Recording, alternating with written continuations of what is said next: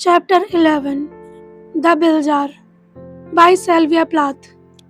Doctor Gordon का प्रतीक्षालय शांत और बेज रंग का था। दीवारें बेज रंग की थी, कालीन बेज रंग के थे और सोफे बेज रंग के थे। वहाँ कोई शीशे या तस्वीर नहीं थी, बस अलग अलग मेडिकल कॉलेजों के प्रमाण पत्र जिन पर डॉक्टर गार्डन का नाम लैटिन में लिखा था दीवारों पर टंगे थे। हल्के रंग के लूपदार फर्न और गहरे हरे रंग के नुकीले पत्तों से अंतिम मेज पर रखे चीनी मिट्टी के बर्तन, कॉफी टेबल और मैगजीन केबल सजे हुए थे। पहले तो मुझे हैरानी हुई कि कमरा इतना सुरक्षित क्यों लग रहा था। फिर मुझे एहसास हुआ कि ऐसा इसलिए था क्योंकि वहाँ खिड़कियाँ नहीं थी। एयर कंडीशनिंग से मुझे ठंड लगने लगी। मैं अभी भी बेटसी का सफ़ेद ब्लाउज और डर्नडल स्कर्ट पहने हुई थी। वह अब थोड़े लटके हुए थे क्योंकि मैंने उन्हें घर पर बिताए 3 हफ्तों में नहीं धोया था। पसीने से भीगे सूती कपड़े से खट्टी लेकिन अच्छी बदबू आ रही थी। मैंने भी 3 सप्ताह से अपने बाल नहीं धोए थे। फिर 7 रातों से सो नहीं पाई थी। मेरी माँ ने मुझसे कहा कि मैं सो गई होगी। इतने लंबे समय तक सोए बिना रहना असंभव था, लेकिन अगर मैं सोई भी थी तो मेरी आंखें पूरी तरह से खुली हुई थी क्योंकि मैंने बिस्तर के पास रखी घड़ी के सेकंड, मिनट और हर घंटे की सुई से हरे चमकदार रास्ते का अनुसरण किया था।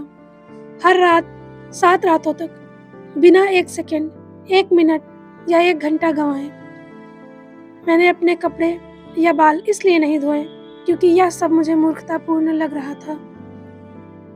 मैंने साल के दिनों में चमकीले सफ़ेद बक्सों की एक श्रृंखला की तरह एक दूसरे के आगे पीछे फैला हुआ देखा और एक बक्से को दूसरे से अलग करती रही, मानो एक काली परछाई। सिर्फ मेरे लिए एक बक्से को दूसरे से अलग करने वाले पर्दों का वह लंबा परिच्छेद अचानक छिटक गया और मैं दिन ब दिन अपने सामने चमकते हुए देख सकती थी, एक सफ़ेद, चौड़ी, असीम रूप से उजाड़ सड़क की तरह। मुझे एक दिन धोना मूर्खतापूर्ण लगता था क्योंकि अगले दिन मुझे फिर से धोना पड़ता था। इसके बारे में सोचकर ही मैं थक गई। मैं सब कुछ एक बार में ही कर लेना चाहती थी और उससे निपट लेना चाहती थी। डॉक्टर गार्डन ने एक चांदी की पेंसिल घुमाई। तुम्हारी माँ ने मुझे बताया कि तुम परेशान हो। मैं गुफानुमा चमड़े की कुर्सी पर बैठ गई और एक कंकड़ के बेहद पॉलिश किए हुए डेस्क के पास डॉक्टर गार्डन के सामने खड़ी हो गई। डॉक्टर गार्डन इंतजार कर रहे थे। उन्होंने अपनी पेंसिल को टैप टैप अपने ब्लैडर के साफ हरे क्षेत्र पर टैप किया। उनकी पलकें इतनी लंबी और घनी थी कि वे बनावटी लग रही थी। 2 हरे हिमनद तालाबों के किनारे वाले प्लास्टिक के सरकंडे लगे हुए थे। जैसे ही मैं दरवाजे के अंदर गई, मुझे उनसे नफरत हो गई। मैंने कल्पना की कि एक दयालु, बदसूरत, सहज ज्ञान युक्त आदमी ऊपर देख रहा है और उत्साहपूर्वक तरीके से कह रहा है, आह। जैसे ही वह कुछ देख सकता जो मैं नहीं देख सकती, और फिर मैं उसे यह बताने के लिए शब्द ढूंढूंगी कि मैं कितनी डरी हुई थी। जैसे ही मुझे एक काले, हवा रहित बोरे और दूर तक ठूस दिया जा रहा था जिससे बाहर निकलने का कोई रास्ता नहीं था। फिर वह अपनी कुर्सी पर पीछे झुक जाता और अपनी उंगलियों के पोरों को एक साथ मिलाकर एक छोटा सा घंटा घर बनाता और मुझे बताता कि मैं क्यों सो नहीं सकती, क्यों नहीं पढ़ सकती, क्यों नहीं खा सकती और क्यों लोगों का हर काम मुझे मूर्खतापूर्ण लगता है, क्योंकि अंत में वे मरते ही हैं। और फिर मैंने सोचा, वह मुझे कदम दर कदम फिर से खुद बनने में मदद करेगा। लेकिन डॉक्टर गार्डन ऐसे बिल्कुल नहीं थे। वे जवान और सुंदर थे और मैं तुरंत समझ गई कि वे घमंडी थे। डॉक्टर गार्डन की मेज पर चांदी के फ्रेम में एक तस्वीर रखी थी जिसका आधा हिस्सा उनकी तरफ और आधा हिस्सा मेरे चमड़े की कुर्सी पर था। यह एक पारिवारिक तस्वीर थी और इसमें एक खूबसूरत काले बालों वाली महिला, जो शायद डॉक्टर गार्डन की बहन रही होगी, मुस्कुरा रही थी। 2 गोरे बच्चों के सिर। मुझे लगता है कि एक बच्चा लड़का था और एक लड़की, लेकिन हो सकता है कि दोनों बच्चे लड़के हों या दोनों लड़कियां। जब बच्चे इतने छोटे होते हैं तो यह बताना मुश्किल होता है। मुझे लगता है कि तस्वीर में नीचे की तरफ एक कुत्ता भी था, या एक एयरडेल या गोल्डन रिट्रीवर। हो सकता है कि वह सिर्फ महिला के स्कर्ट का पैटर्न रहा हो। किसी कारणवश उस तस्वीर ने मुझे क्रोधित कर दिया। मुझे समझ नहीं आया कि इसे आधा मेरी ओर मोड़ा जाना चाहिए, जब तक कि डॉक्टर गार्डन मुझे यह दिखाने की कोशिश नहीं करते थे कि उनका विवाह किसी आकर्षक महिला से हुआ है और बेहतर होगा कि कोई और अजीब विचार न लाऊं। फिर मैंने सोचा कि डॉक्टर गार्डन मेरी मदद कैसे कर सकते हैं, जबकि उनकी अपनी पत्नी, बच्चे, कुत्ता क्रिसमस स्वार्ड पर देवदूतों की तरह उनकी प्रभामंडल बनाए हुए हैं। मान लीजिए आप मुझे यह बताने का प्रयास करते हैं कि आपके अनुसार क्या गलत है। मैंने शब्दों को संदेह से पलटा, मानो गोल समुद्र में चमकाए गए कंकड़ हो जो अचानक पंजा मारकर किसी और चीज में बदल सकते हो। मुझे क्या लगा कि गलत है? इससे ऐसा लगा जैसे वास्तव में कुछ भी गलत न था। मुझे केवल यही लगा कि यह गलत है। मैंने डॉक्टर गार्डन को सुस्त सपाट आवाज में बताया कि मैं उनके रंग रूप और उनकी पारिवारिक तस्वीर से मोहित नहीं हूँ। मैंने उन्हें उनकी लिखावट के बारे में नहीं बताया, जो मुझे सबसे ज्यादा परेशान कर रही थी। उस सुबह मैंने वेस्ट वर्जीनिया में रहने वाली डॉर्नेट को एक पत्र लिखने की कोशिश की। मैंने पूछा कि क्या मैं उसके साथ रहने आ सकती हूँ और शायद उसके कॉलेज में टेबल पर वेटर की नौकरी पा सकती हूँ, या कुछ और। लेकिन जब मैंने अपनी कलम उठाई तो मेरे हाथ से बड़े बड़े टेढ़े मेढ़े अक्षर बन गए, जैसे किसी बच्चे के हों, और रेखाएं पृष्ठ पर बाईं दाईं ओर लगभग तिरछी ढलान पर थीं, मानो वे कागज पर पड़ी हुई धागे की फुहार हो और किसी ने आकर उन्हें टेढ़ा मेढ़ा कर दिया हो। मुझे पता था कि मैं इस पत्र को नहीं भेज सकती, इसलिए मैंने उसे छोटे छोटे टुकड़ों में फाड़ दिया और उन्हें अपनी पॉकेट बुक में अपने बहुउद्देशीय कॉम्पैक्ट के बगल में रख लिया, ताकि यदि मनोचिकित्सक उन्हें देखने के लिए कहे तो मैं उन्हें देख सकूं। लेकिन बेशक डॉक्टर गार्डन उससे मिलने के लिए नहीं कह रहे थे, क्योंकि मैंने उनका उल्लेख नहीं किया था और मुझे अपनी चतुराई पर खुशी महसूस होने लगी। मैंने सोचा कि मुझे केवल उन्हें वही बताने की जरूरत है जो मैं चाहती हूँ, और यह छिपाकर और यह बताकर मैं उनके मन में मेरे बारे में जो छवि बनी हुई है उसे नियंत्रित कर सकती हूँ, जबकि वह खुद को बहुत चालाक समझती थी। जब तक मैं बातें कर रही थी, डॉक्टर गार्डन अपना सिर झुकाए हुए थे, मानो वे प्रार्थना कर रहे हों, और नीरस सपाट आवाज के अलावा एकमात्र डॉक्टर गार्डन की पेंसिल के टैप टैप थी। हरे ब्लॉटर पर एक बिंदु, मानो कोई रुकी हुई छड़ी हो। जब मैंने अपनी पूरी बात की तो डॉक्टर गार्डन ने अपना सिर उठाया। तुम्हें बताया था कि तुम कॉलेज कहाँ गए थे? मैंने हैरान होकर उससे कहा। मुझे समझ नहीं आ रहा था कि कॉलेज इसमें कहाँ फिट बैठता है। डॉक्टर गार्डन अपनी कुर्सी पर पीछे झुक गए और एक यादगार मुस्कान के साथ मेरे कंधे के ऊपर हवा में घूरने लगे। मुझे लगा कि वह मुझे अपना निदान बताएंगे, और शायद मैंने उन्हें बहुत जल्दी में कुछ बहुत बेरहमी से परख लिया है। लेकिन उसने इतना कहा कि तुम्हें तुम्हारा कॉलेज अच्छी तरह याद है। मैं युद्ध के दौरान वहाँ था। वहाँ एक WAC स्टेशन था, है ना? या फिर वेव्स था? मैंने कहा, मुझे नहीं मालूम। हाँ, एक WAC स्टेशन। अब मुझे याद आ रहा था। विदेश जाने से पहले मैं वहाँ डॉक्टर थी। वाह, वहाँ लड़कियाँ बहुत सुंदर थी। डॉक्टर गार्डन हंसे। फिर एक ही झटके में वह खड़े हुए और अपनी मेज के कोने से होते हुए मेरी तरफ बढ़े। मुझे समझ नहीं आ रहा था कि वह क्या करना चाहते हैं, इसलिए मैं भी खड़ी हो गई। डॉक्टर गार्डन ने मेरे दाहिनी ओर लटके हाथ को पकड़ा और उसे अपने हाथ में थाम लिया। तो फिर अगले सप्ताह मिलते हैं। भरे हुए वच्छलीय एल्मस ने कॉमनवेल्थ एवेन्यू के पीले और लाल ईंटों वाले अग्रभागों पर छाया की एक सुरंग बना दी थी और एक ट्राली कार अपने पतले चांदी के ट्रैक से बोस्टन की ओर बढ़ रही थी। मैंने ट्राली के गुजरने का इंतजार किया, फिर विपरीत किनारे पर खड़ी ग्रे रंग की सेवरले कार के पास पहुंच गई। मैं अपनी माँ का चेहरा देख सकती थी, जो चिंतित और नींबू के टुकड़े की तरह पीली पड़ गई थी और विंडशील्ड के माध्यम से मेरी ओर देख रही थी। अच्छा, उसने क्या कहा? मैंने कार का दरवाजा खींचकर बंद कर दिया। वह बंद नहीं हुआ। मैंने उसे जोर से धक्का दिया और फिर एक धीमी सी आवाज मेरे अंदर खिंच गई। उन्होंने कहा कि वह अगले सप्ताह मुझसे मिलेंगे। मेरी माँ ने आह भरी। डॉक्टर गार्डन का शुल्क $25 प्रति घंटा था। नमस्ते, आपका नाम क्या है? Elly Higginbottom.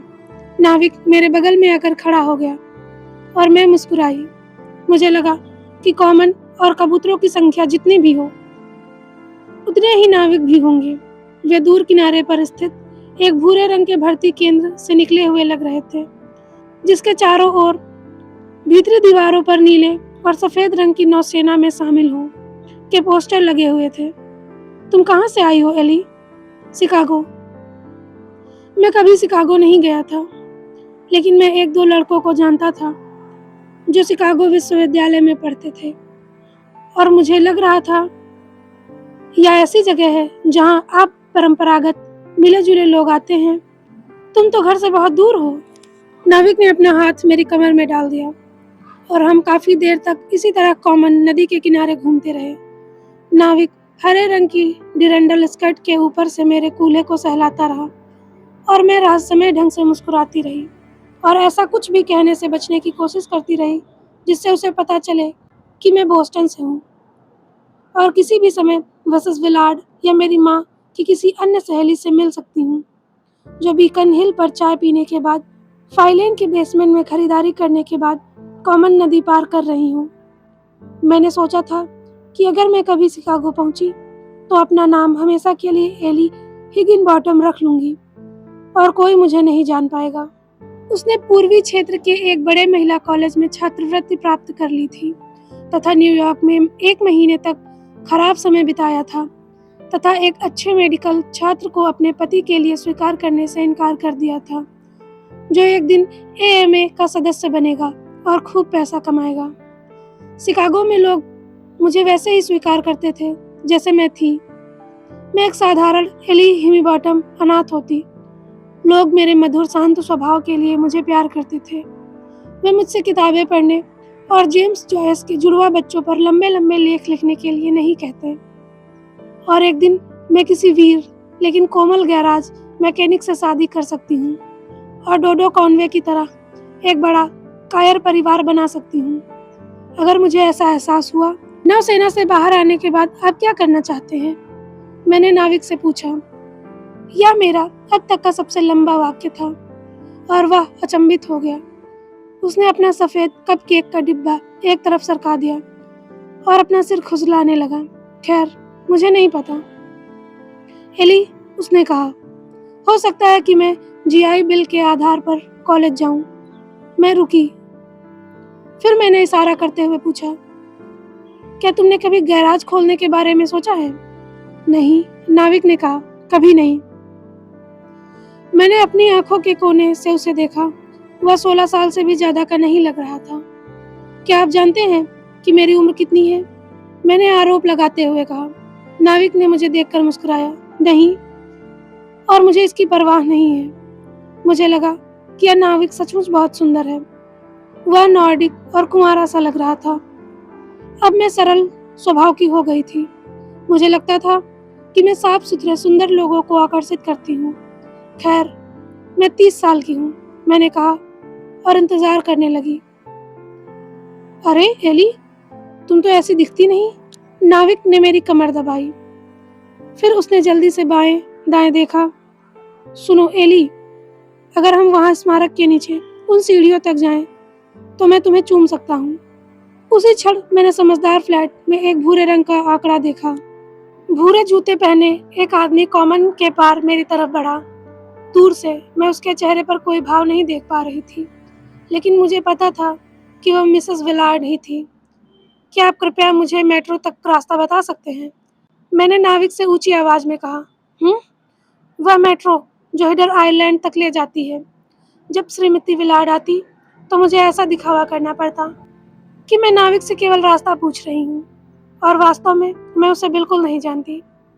अपने हाथ मुझसे हटा लो, मैंने दांतों तले उंगली दबाते हुए कहा। कहो एली, क्या हुआ? वह महिला पास आई और बिना देखे या सिर हिलाए आगे बढ़ गई, और जाहिर है वह श्रीमती विलार्ड नहीं थी। श्रीमती विलार्ड एरिडोडेक्स में अपनी झोपड़ी में थी। मैंने उस महिला की पीछे हटती पीठ को प्रतिशोध भरी निगाहों से देखा। मुझे लगा कि कोई मेरी जान पहचान की महिला रही होगी। मैंने कहा, शिकागो के इस अनाथालय में कोई बदतमीज महिला होगी। नाविक ने फिर से अपना हाथ मेरे गले में डाल दिया। तुम्हारा मतलब है तुम्हारे कोई माँ बाप नहीं है एली? नहीं, मैंने एक आंसू निकाला जो मानो तैयार ही था। मेरे गाल पर एक छोटी सी गर्म धार बन गई। कहो एली, रो मत। क्या यह औरत तुम्हारे साथ बुरा व्यवहार करती थी? वह भयानक थी। तभी मेरी आंखों से आंसू गिर गए, और जब नाविक मुझे पकड़कर एक बड़े साफ सनी के रुमाल से उन्हें पोंछ रहा था, एक अमेरिकी एल्म वृक्ष की छाया में, तो मैंने सोचा कि भूरे रंग के सूट वाली महिला कितनी भयानक महिला थी। और वह, चाहे वह जानती हो या नहीं, मेरे यहाँ गलत मोड़ लेने और वहाँ गलत रास्ता अपनाने तथा उसके बाद हुई बुरी घटना के लिए जिम्मेदार थी। अच्छा एस्तर, इस सप्ताह तुम्हें कैसा लग रहा है? डॉक्टर गार्डन ने अपनी पेंसिल की पतली चांदी की गोली की तरह पकड़ा रखा था। वही, उसने भौहें चढ़ाई मानो उसे विश्वास ही न हो। तो मैंने उसे फिर वही नीरस भड़कीली आवाज में बताया, लेकिन इस बार वह अधिक गुस्से में था, क्योंकि वह यह समझने में बहुत देर कर रहा था कि मैं 14 रातों से कैसे नहीं सोई, और मैं ठीक से पढ़ या लिख नहीं सकती थी, या निगल नहीं सकती थी। डॉक्टर गार्डन प्रभावित नहीं हुए। मैंने अपनी पॉकेट बुक में डोरेन को लिखे अपने खत के टुकड़े ढूंढे। मैंने उन्हें निकाला और डॉक्टर गार्डन के बेदाग हरे ब्लॉटर पर फड़फड़ाने दिया। वे वहां पड़े थे, गर्मियों के घास के मैदान में, डेजी की पंखुड़ियों की तरह बेसुध। मैंने पूछा, आप इस बारे में क्या सोचते हैं? मैंने सोचा कि डॉक्टर गार्डन को तुरंत समझ आ गया कि लिखावट कितनी खराब है, लेकिन उन्होंने बस इतना कहा, मुझे लगता है कि मैं तुम्हारी माँ से बात करना चाहूँगा। क्या तुम्हें कोई आपत्ति है? नहीं, लेकिन मुझे डॉक्टर गार्डन का मेरी माँ से बात करना जरा भी पसंद नहीं आया। मुझे लगा कि शायद वो उनसे कह दे कि मुझे जेल में डाल देना चाहिए। मैंने डोरेन को लिखे अपने खत के हर टुकड़े को इकट्ठा किया ताकि डॉक्टर गार्डन उन्हें जोड़कर यह न समझ पाए कि मैं भागने की योजना बना रही हूँ, और बिना कुछ कहे यह ऑफिस से बाहर निकल गई।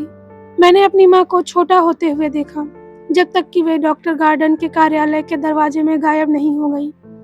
फिर मैंने उन्हें कार की ओर वापस आते हुए बड़ा होते हुए देखा। अच्छा, मैं बता सकती थी कि वह रो रही थी। मेरी माँ ने मेरी तरफ देखा तक नहीं, बल्कि कार स्टार्ट कर दी। फिर जब हम एल्म के पेड़ों की ठंडी गहरी समुद्री छाया में आगे बढ़ रहे थे, तो उन्होंने कहा, डॉक्टर गार्डन को नहीं लगता कि आपकी हालत में कोई सुधार हुआ है। उन्हें लगता है कि आपको वॉल्टन के निजी अस्पताल में कुछ शॉक ट्रीटमेंट करवाने चाहिए। मुझे उत्सुकता का एक तीव्र झटका महसूस हुआ, मानो मैंने किसी और के बारे में कोई भयानक अखबारी शीर्षक पढ़ा हो। क्या उसका मतलब वहाँ रहने से है? नहीं, मेरी माँ ने कहा कि उनकी ठुड्डी कांप उठी। मुझे लगता है कि वह झूठ बोल रही हैं। मैंने कहा, तुम सच बताओ, वरना मैं तुमसे कभी बात नहीं करूंगी। मेरी माँ ने कहा, क्या मैं हमेशा तुम्हें सच बताती हूँ?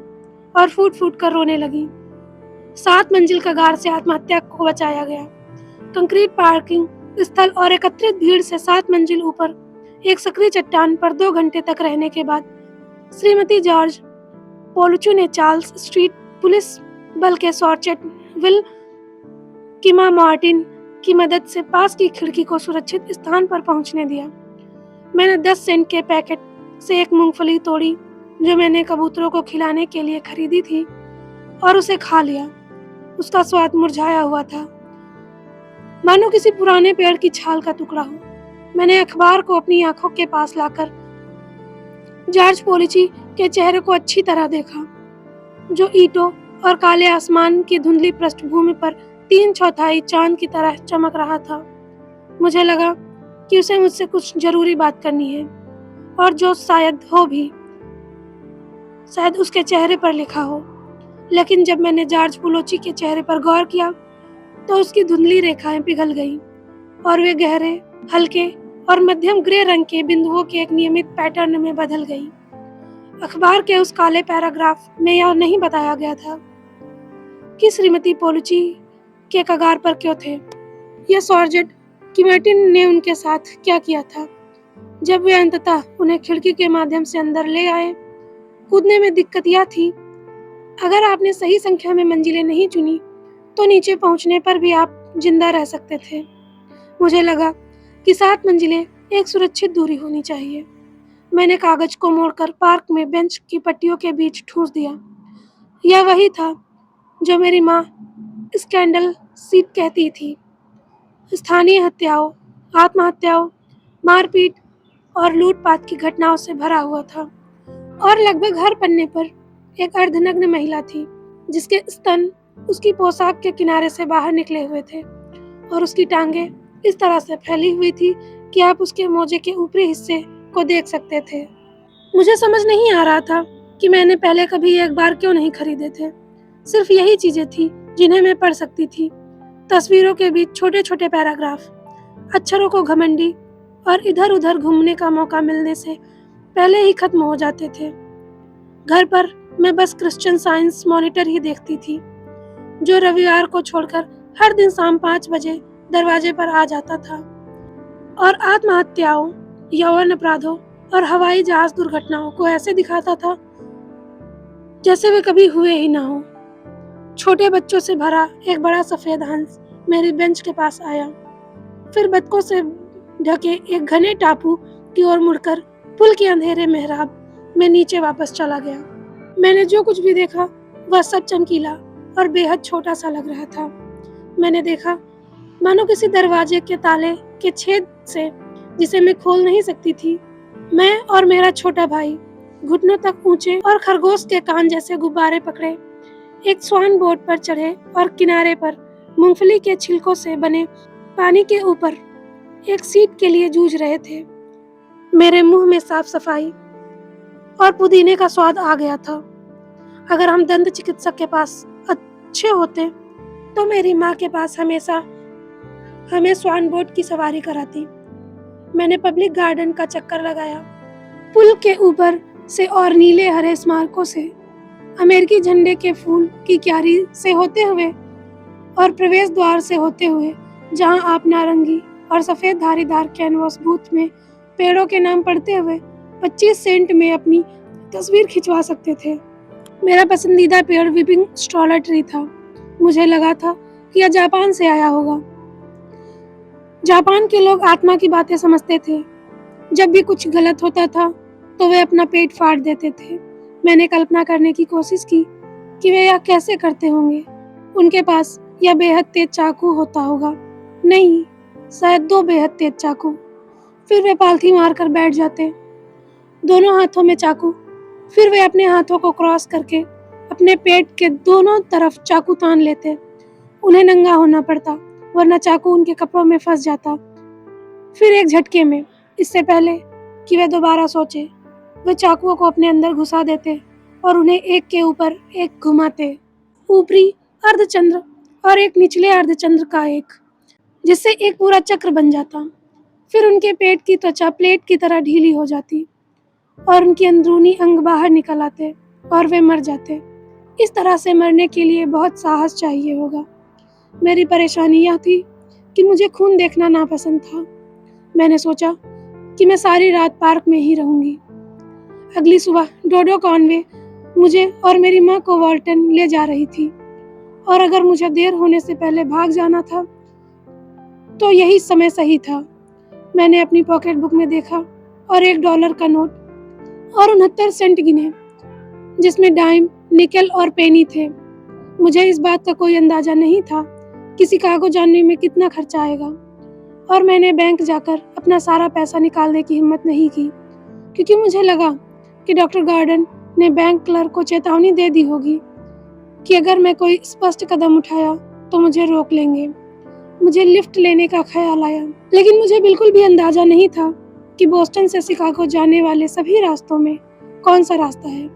नक्शे पर दिशाएं ढूंढना तो आसान है, लेकिन जब मैं किसी जगह बीचों बीच होती थी तो मुझे दिशाओं का बहुत कम ज्ञान होता था।